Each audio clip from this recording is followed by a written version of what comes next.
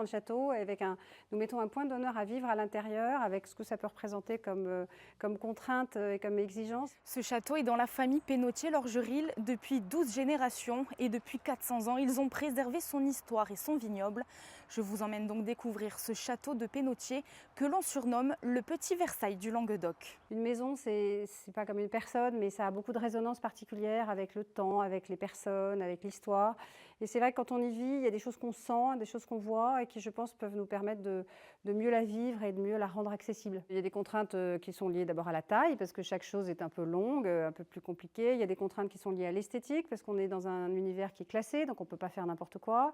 Il y a des contraintes qui sont liées à la température, quelquefois, même si on a pu mettre le château aux normes et qu'on a tous les outils de chauffage et autres, mais c'est vrai que ça a des coûts qui font que on fait attention. Et puis il y a des contraintes qui sont liées au fait que c'est ouvert au public. Donc voilà, on est très heureux d'ouvrir au public. Et puis en même temps, c'est pas une vie de confort familial permanent, mais qui est largement compensée par la joie que nous avons. Et ça nous motive tous les deux de faire vivre le lieu, le transmettre, de le rendre accessible, et puis qu'il soit beau. C'est une satisfaction quand on a reçu quelque chose.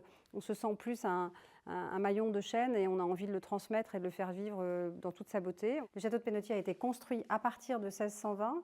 Il a été construit par un personnage qui s'appelle Bernard de Pénautier, qui était trésorier des États du Languedoc, c'est-à-dire une sorte de ministre des Finances des États du Languedoc, qui était la grande région, à peu près l'équivalent de l'Occitanie d'aujourd'hui. Bernard de Pénautier construit un château déjà assez conséquent, sur une forme traditionnelle pour l'époque. C'est ce qu'on appelle un château Louis XIII, c'est-à-dire avec une cour intérieure au milieu et deux grands pavillons qui se rejoignent par une partie centrale. Et ensuite, le château sera très agrandi en 1670 par le fils de Bernard de Pénautier, qui s'appelle lui Pierre-Louis de Pénautier et qui va confier l'architecture et l'extension de sa maison à l'architecte de Versailles, Levau.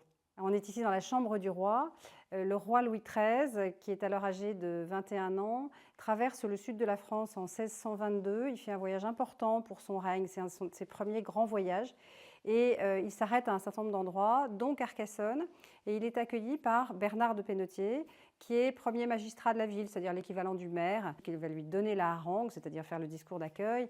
La ville est pavoisée, on accueille le roi somptueusement, et puis après, Bernard de Pénautier accueille le roi chez lui, et Pénautier vient d'être construit puisque ça a été terminé en 1622. Donc ce mobilier va s'installer ici et en fait va être offert par le roi. C'est un mobilier qui voyage avec le roi. C'est un mobilier sur lequel on voit des housses de tapisserie qui peuvent se retirer.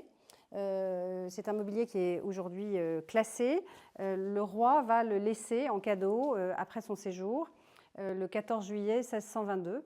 Donc c'est un grand honneur et sans doute la famille, parce que c'est très précieux et très exceptionnel, va toujours très bien le conserver. Puisqu'aujourd'hui, ce mobilier avec à la fois un lit et 6 fauteuils n'a jamais été restauré. Les tapisseries n'ont jamais été restaurées. C'est vrai que la famille a toujours conservé avec beaucoup d'attention. On a la chance d'être dans une maison qui a été construite par une famille et c'est resté toujours dans la même famille avec plusieurs changements de nom de famille, notamment parce que c'est passé par les femmes, mais avec toujours de la continuité familiale et c'est assez extraordinaire pour pouvoir préserver les choses.